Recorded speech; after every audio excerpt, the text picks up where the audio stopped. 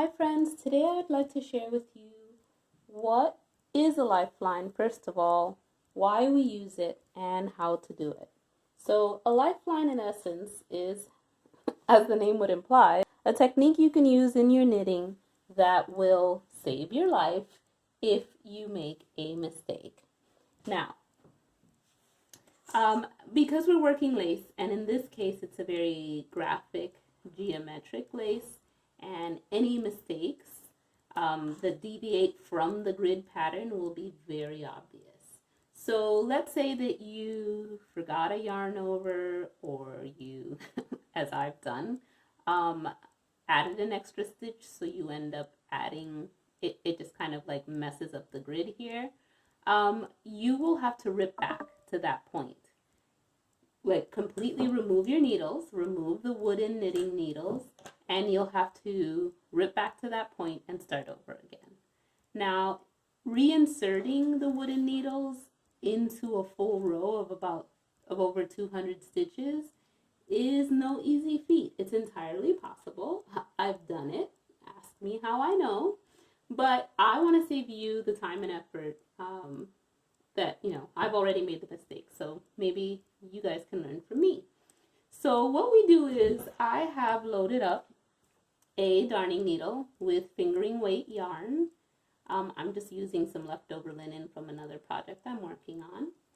And you want to make sure that the yarn on your needle is the same weight, so fingering weight and fingering weight, or lighter. It could be lace weight or a light fingering. And that's because you don't want to stretch out these stitches. So step number one is going to be to pull your stitches off of your wooden needles completely. You want them to be on the cable and not on here. Again, because we don't want to stretch the stitches. And then it really is as simple as this. You're going to take your needle and thread it through all of the stitches on the cable, making sure you don't split your plies because that is difficult to fix. So you don't want to split your plies, and just go slowly. It is an extra step that's kind of, if you think about it, could be a little bit of a pain to do.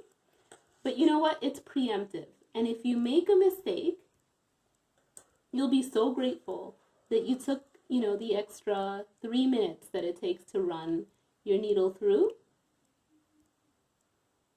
Because you can imagine that if I made a mistake and now I have this waste yarn holding all of my stitches, I'm able to rip back and all my stitches have a stopping point. They're on hold.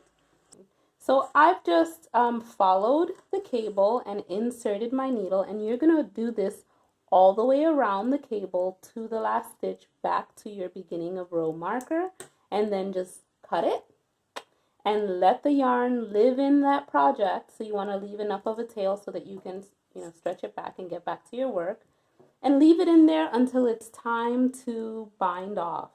Once you've bound off, you can pull out all of this waste yarn, and it's as simple as doing this. I'll show you. It's as simple as pulling it out, and it's as if it was never there. You certainly want to pull out your lifelines before you block it, because you don't want the waste yarn to restrict the stretch of your blocking.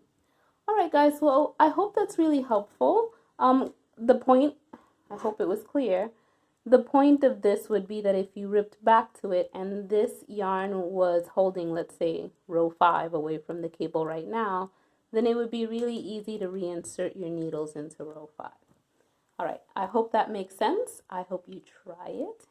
And if you do, let me know. You can always find me on Instagram on Bayron Handmade. I'd love to hear about your progress on your projects. Thank you, guys. Have a lovely day.